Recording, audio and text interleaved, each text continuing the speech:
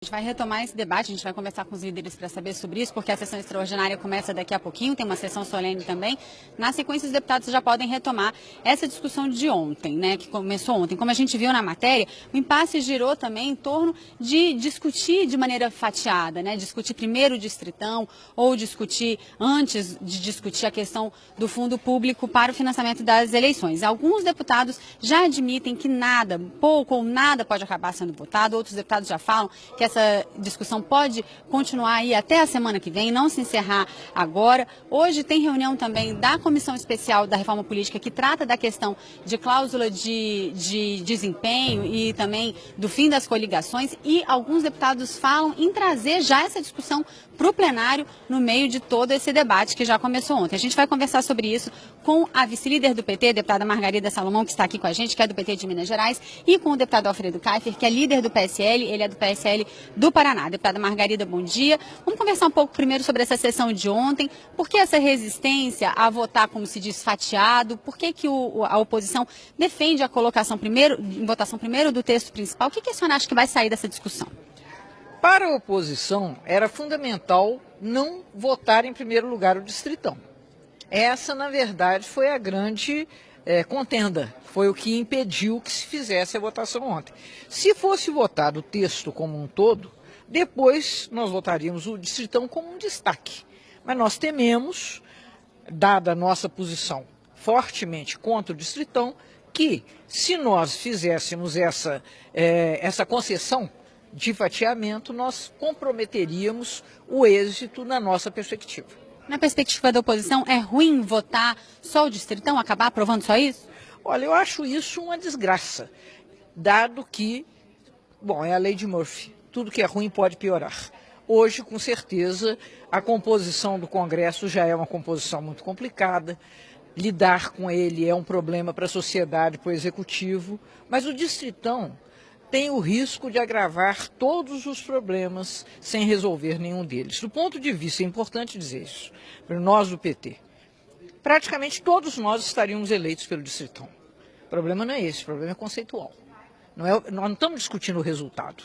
Hoje, pelo distritão, só 8% dos deputados atualmente na casa perderiam o mandato. Para nós, o problema é conceitual, é destroçar o sistema partidário, que hoje, se tem problemas, ainda é a ferramenta que nós dispomos para poder organizar as reivindicações coletivas. Deputado Alfredo Kaifer, sua opinião sobre o distritão, sobre a adoção desse sistema e o sentimento de como que o plenário deve analisar isso? Bem, eu queria comentar essa situação de nós estarmos discutindo dois projetos de emenda constitucional sobre temas semelhantes simultaneamente. Isso deveria estar numa única discussão. Eu percebo na casa que não há clima para votação nem do distritão e muito menos do fundo partidário. O bloco que eu lidero nesse momento, PTB, PSL, PROS e PRP, muitos concordam com o distritão. Eu, pessoalmente, entendo que não. Apesar de que ele favoreça individualmente os deputados, mas isso desestrutura, desorganiza os partidos, não é bom para a democracia. É bom individualmente para nós deputados. A maioria dos deputados se reelegeria com muito mais facilidade nesse modelo do distritão. Mas, como eu disse, os partidos vão sofrer. O fundo partidário público, então, nem se fala. Eu defendo que o Senado deva votar aquilo que a Câmara votou em 2015, que estava caminhando bem, e que o Supremo interrompeu, que é a doação privada de empresas. Ora, nós somos um país capitalista, nós aqui elaboramos leis para os setores, mas são as empresas individualmente que fazem as doações, e lembrar que as empresas, a doação não existe só empreiteiras do Lava Jato que fazem doação de campanha. Há centenas, milhares de empresas que podem colaborar com o seu candidato preferido. E há um costume, há uma tradição de pessoas físicas no Brasil não fazerem doação. Nós vimos isso na eleição de 2016, agora de prefeito, que as doações individuais de pessoas físicas para os candidatos, tanto para vereador como para prefeito, foram muito pequenas, foram ínfimas. E o que levou isso? Levou grande parte das campanhas de novo ao Caixa 2.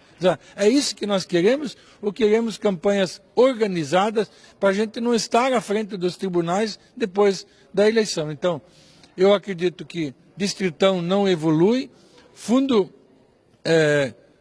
público também não, e vamos voltar a discutir a doação privada de empresas. Deputado, mas conceitualmente, a gente tem discutido isso bastante no Brasil, quando uma empresa doa dinheiro para algum candidato, de certa maneira, depois, esse candidato, esse deputado, esse político, ele não fica amarrado? Como fica essa relação, né? Como resolver essa questão, então? Esse foi um carimbo dado pelo Lava Jato, que as grandes empresas montaram verdadeiras estruturas de cooptação do poder público, nisso se envolveram deputados, mas isso não é a regra geral. Isso não significa que o deputado esteja amarrado com aquele doador. Para isso existem regras, existem limitações. Ora, doações de tamanho pequeno, de tamanho médio, não influenciam e não permitem com que se atrele essa doação a um compromisso do deputado na sua legislatura. É possível, sim, tratar isso de forma organizada, regulamentada, mas não há outro jeito. Nós temos uma outra situação no Brasil que poucas pessoas se dão conta. A nossa estrutura fez com que a maioria das pessoas físicas organizadas em negócio se transformasse em CNPJ. Todos são CNPJ, então não há mais recurso de pessoa física para doação. Tudo é CNPJ. Deputada Margarida, a gente corre o risco de acabar não aprovando nada, não mudando nada? Eu quero, antes disso, dizer que eu discordo completamente do que disse o deputado Alfredo Kaifer, com todo o respeito que eu tenho à sua opinião, mas a população brasileira, na sua grande maioria, não quer financiamento empresarial de campanha. Nós aqui hoje temos um congresso em que muitos setores da população estão subrepresentados. As mulheres, obviamente, somos apenas 10% do parlamento. Mas, além disso, você não tem lideranças sindicais, lideranças comunitárias, você não tem representações populares aqui. Na medida em que você atrela o financiamento das campanhas à participação das empresas, é natural. Eu não estou dizendo que por conta disso haja necessariamente corrupção, embora a história recente ilustre isso de uma forma terrível. Mas o que eu quero dizer é que nós precisamos de democratizar, fazer uma reforma política para democratizar o processo eleitoral no Brasil e barateá-lo.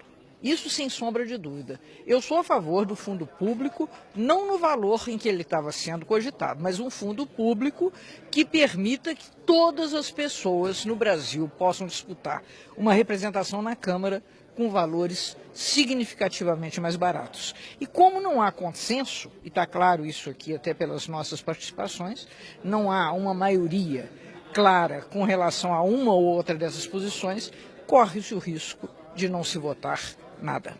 Qual seria a opinião do senhor disso acontecer, não mudar nada para esse ano e para os próximos anos? Eu entendo absolutamente que a democracia depende de partidos e as eleições dependem de financiamento, sejam públicas ou sejam privadas. Ora, nós não estamos querendo permitir que os próprios candidatos se financiem. Nós estamos discutindo a opinião pública totalmente contrário ao fundo público. Tá? Eu também sou. Não queremos o financiamento privado. Como é que nós vamos tocar a democracia sem nenhum recurso? Essa indagação é que eu deixo.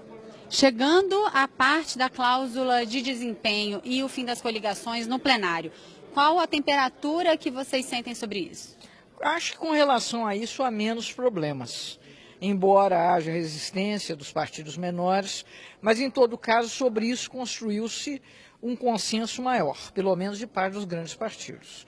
Então eu imagino que possa passar alguma forma de cláusula de desempenho, que não é uma cláusula feroz, é uma cláusula que pode ser adotada mitigadamente ao longo do tempo. E a outra coisa é essa questão do fim das coligações, que parece também que tem mais maioria do que esses outros temas que nós estávamos discutindo anteriormente. O senhor concorda, deputada Alfredo? Eu entendo que há um ponto fundamental que resolveria a proliferação dos partidos, que é o fim da coligação na proporcional. Isso automaticamente daria uma cláusula de desempenho. Então, os partidos que têm capacidade, que têm competência, que têm votos, eles fazem as suas legendas internas, colocam os seus candidatos. Quem não tiver, não coloca. E aí, com isso, numa eleição, na segunda ou na terceira, você vai reduzir drasticamente os partidos. Eu concordo, em tese, com o desempenho, mas eu acredito que o desempenho seria feito com o fim da coligação na proporcional automaticamente. Deputado Alfredo Kiefer, deputada Margarida Salomão, muito obrigada pela participação de vocês aqui com a gente hoje. A gente volta ao estúdio com a Vera.